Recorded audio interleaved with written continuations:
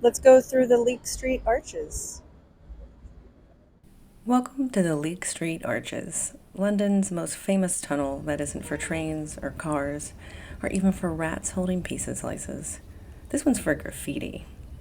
It's like an underground art gallery if the Tate Modern had less heating, more paint fumes, and a much higher chance of being photobombed by a tourist vaping.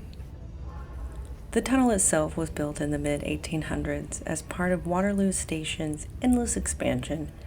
Victorian engineers were very proud of her. They had just invented trains, so building a tunnel for them was like basically inventing the internet and then immediately asking, but can we fit cats in it? At first, it was a service road and an access point. No murals, no neon colors, nothing fun. Unless you count Victorian smog, which technically did cover the walls and was gray. People often ask, was this tunnel haunted? And the answer is yes, but only by the ghost of disappointed Eurostar passengers back when this was on their way to their terminal. For years, Leake Street was just there. A dark, echoey cut through that smelled of damp concrete, fried onions, and definitely people who didn't go to the bathroom inside of a toilet. Then, in 2008, a famously mysterious Banksy decided to host a party here. He called it the Cans Festival, which was either a pun about spray cans or just proof that even world-famous artists shop at Little. Overnight, dozens of street artists filled the walls.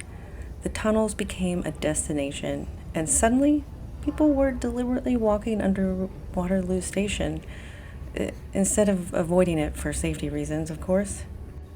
Since then, it's been one of London's only legal graffiti spaces, which is rare because normally if you start spray painting a wall in London, you definitely get a fine, definitely get a police warning, and probably a passive-aggressive tweet from your local chancellor. Here, though, you're encouraged to paint. The catch, you're asking? Your work will probably be covered up within hours, maybe days tops. So it's the only gallery in the world where the Mona Lisa can be replaced by Sonic the Hedgehog eating chips overnight. Does that mean Banksy's original pieces are still here?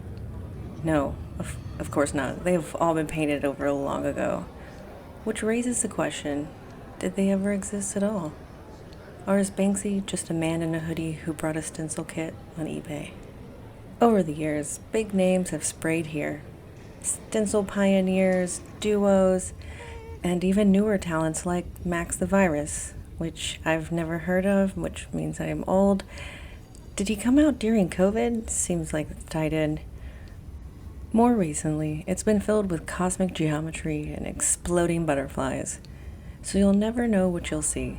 Today it might be a giant astronaut, tomorrow a SpongeBob with abs. The arches themselves are now home to bars, restaurants, and creative spaces. Because in London, if you leave a tunnel empty for more than 3 weeks, someone will definitely install a craft beer tap. That's just economics, come on. It's basically London in a miniature, historic, chaotic, and sometimes confusing, but always covered in scaffolding. But the best part, it's free, which exactly is the right price because you've already paid £4 for that coffee you're holding. If you like this video or want to see other walkthroughs of London, please leave a comment below and please like and subscribe.